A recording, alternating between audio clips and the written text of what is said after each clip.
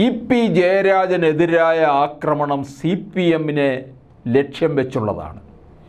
EP. Jayarajan കൂട്ടുകെട്ടുകൾ ശ്രദ്ധിക്കണമെന്നാണ് Pinarayi പറയുന്നത്. കാരണം ആളെ പറ്റിക്കാൻ നടക്കുന്നവരുടെ കൂട്ടുകെട്ട് ഒഴിവാക്കണം.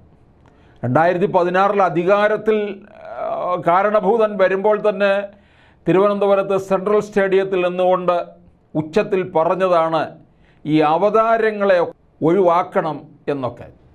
അപ്പോൾ അതൊക്കെ ജയരാജൻ കേൾക്കേണ്ടതായിരുന്നു. നാട്ടിലൊരു ചൊല്ലുണ്ട്, പാപിക്കൊപ്പം ശിവൻ കൂടിയാൽ ശിവനും പാപിയാകും.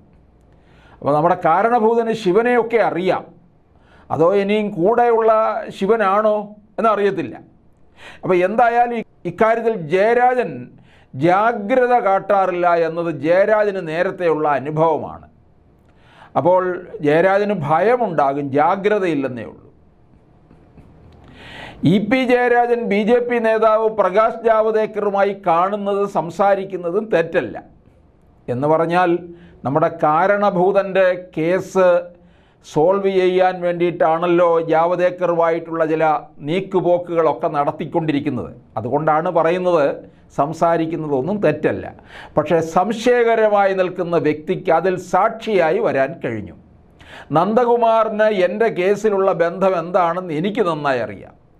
ആ മനുഷ്യൻ എങ്ങനെയും പണം കിട്ടണമെന്ന് കരുതുന്നയാൾ അത്തരക്കാരുമായുള്ള കൂട്ടുകെട്ട് പാടില്ലെന്നാണ് മുഖ്യമന്ത്രി പറയുന്നത്. അപ്പോൾ എന്തായാലും അടുത്ത പോളിറ്റ് ബ്യൂറോ കൂടുമ്പോൾ പറയും ആരൊക്കെയായിട്ടുള്ള കൂട്ടുകെട്ടും തോളിൽ കൈയിടലും പോകുന്ന വഴിക്ക് ചായ കുടിക്കാൻ ആരൊക്കെ കയറി വന്നാൽ എവിടെയൊക്കെ ഇരുത്തണമെന്നുള്ളതും, സിറ്റ് ഔട്ടിലാണോ ഇരുത്തേണ്ട, അടുക്കളയിൽ ഇരുത്തണോ, അതോ ബെഡ്റൂമിൽ കൊണ്ടുപോകണോ എന്നുള്ള കാര്യങ്ങളൊക്കെ ഇനി പോളിറ്റ് ബ്യൂറോ പറയും. പക്ഷേ നമ്മുടെ സീതാറാം യെച്ചൂരിയാണെങ്കിൽ നമ്മുടെ ഡൽഹിയിൽ സോണിയാഗാന്ധിയുടെ ദേഹണ്ണക്കാരനായിട്ട്, അടുക്കളക്കാരനായിട്ട് അവിടെ കിടക്കുകയാണ്. അതിനെപ്പറ്റിയൊന്നും പറയാനില്ല.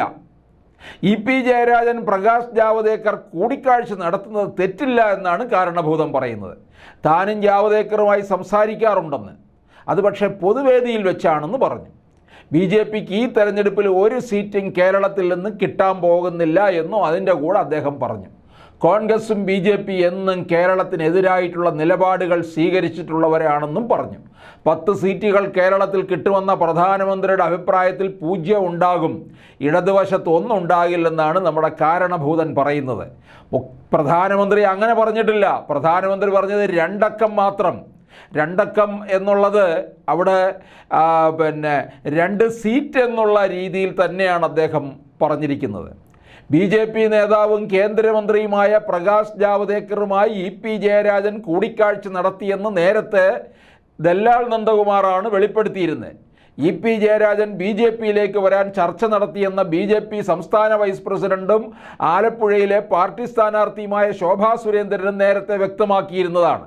ചർച്ചയ്ക്കായി ഇ.പി. ജയരാജൻ്റെ മകൻ തന്നെ ബന്ധപ്പെട്ടിരുന്നെന്ന് പറഞ്ഞ ശോഭാ സുരേന്ദ്രൻ തെളിവായിട്ടാണ് വാട്സാപ്പ് ചാറ്റും പുറത്തുവിട്ടിരിക്കുന്നത്. ജയരാജൻ BJPയിൽ ചേരുന്നതിനുള്ള 90% ചർച്ചകളും പൂർത്തിയായി എന്നുമാണ് അവകാശപ്പെടുന്നത്. അപ്പോൾ ബാക്കിയുള്ള 10%-നായിട്ട് വേണ്ടി എപ്പോഴെങ്കിലും അത് തുടരാം.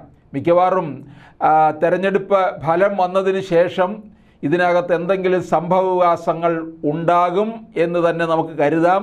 AKG സെൻറ്ററിൽ അതിൻ്റേതായ പൊട്ടിത്തെറിയും തുടങ്ങിയിട്ടുണ്ട്.